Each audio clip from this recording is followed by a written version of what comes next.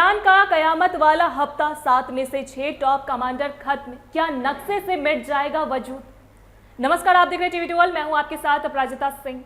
आधी रात का वक्त, आसमान से बरसती आग और एक ऐसा धमाका जिसने सिर्फ तेहरान की धरती को नहीं बल्कि पूरी दुनिया के 70 गलियारों को हिलाकर रख दिया। जिस ईरान को मिडिल ईस्ट का शेर कहा जाता था, आज उस शेर के जबड़े तोड़ दिए गए। इतिहास गवाह है, किसी भी मुल्क की रीढ़ उसकी लीडरशिप होती है, लेकिन अमेरिका और इजराइल के खौफनाक गठजोड़ ने ईरान की उस रीढ़ को ही मरोड़ दिया है। यह सिर्फ जंग नहीं है, यह टारगेटेड एनिमेशन है, यानी चुन चुनकर खात्मा। हैरान करने वाली हकीकत यह है कि ईरान के भाग्य विधाता माने जाने वाले 7 सबसे ताकतवर चेहरों में से 6 अब इस दुनिया में नहीं रहे। तेहरान की सत्ता के गलियारे अब वीरान हैं और सुरक्षा व्यवस्था पूरी तरह से चरमरा चुकी है। क्या यह ईरान के अंत की शुरुआत है? मिडिल ईस्ट की यह आग अब एक ऐसी तबाही में तब्दील हो चुकी है जिसकी कल्पना शायद खुद ईरान ने भी नहीं की हो।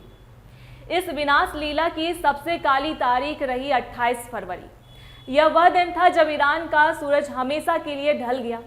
ईरान के supreme leader ayatollah Ali Khamenei, जो 1989 से मुल्क के तकदीर लिख रहे थे, एक भीषण हवाई हमले में मारे गए। खामेनेई सिर्फ एक राजनेता नहीं थे, वे एक रूहानी ताकत थे जिनके एक इशारे पर पूरी ईरानी सेना मरने मारने को तैयार रहती थी। परमाणु नीति से लेकर रक्षा रणनीति तक हर फैसला उनकी उंगलियों पर होता था। उनकी मौत के बाद उनके बेटे मुज्तबा खामेनेई को गद्दी तो सौंप दी गई, लेकिन क्या एक घायल और नेतृत्व विहीन सेना अपने नए कमांडर पर भरोसा कर पाएगी? खामेनेई की मौत का जख्म अभी भरा भी नहीं था कि ईरान की सुरक्षा की सबसे मजबूत दीवार अली लारिजानी भी ढह गई। Security chief of supreme national security council के सचिव लारिजानी ईरान के वो दिमाग थे जो इजराइल और अमेरिका की चालों को भांपने में माहिर थे। अंतर्राष्ट्रीय कूटनीति हो या खुफिया ऑपरेशन, लारिजानी का कोई सानी नहीं था। उनकी मौत ने ईरान को रणनीतिक रूप से अंधा कर दिया।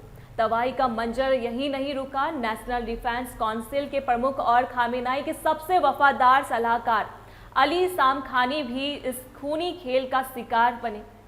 सामखानी वो शख्स थे जिन्होंने ईरान की सैन्य ताकत को क्षेत्रीय स्तर पर फैलाया था।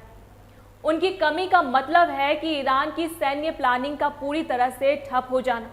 आज हालात ये है कि ईरान की पूरी चेन ऑफ कमांड बिखर चुकी है। जब किसी देश के टॉप 7 में से 6 जनरल और राजनेता मार गिराए जाए तो समझ लीजिए कि उस देश की खुफिया एजेंसी इंटेलिजेंस पूरी तरह फेल हो चुकी है।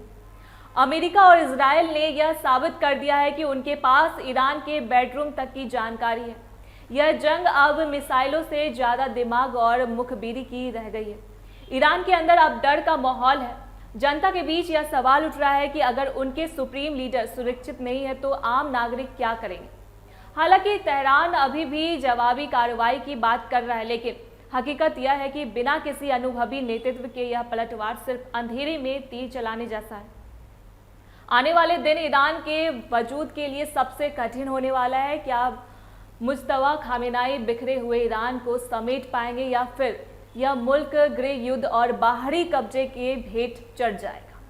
दुनिया की नजरें अब तेहरान की उन खाली कुर्सियों पर है जिन पर कभी दुनिया को चुनौती देने वाले दिग्गज बैठा करते थे। ऐसी ही तमाम खबरों के साथ बने रहने के लिए देखते रहे टीवी 12। धन्यवाद।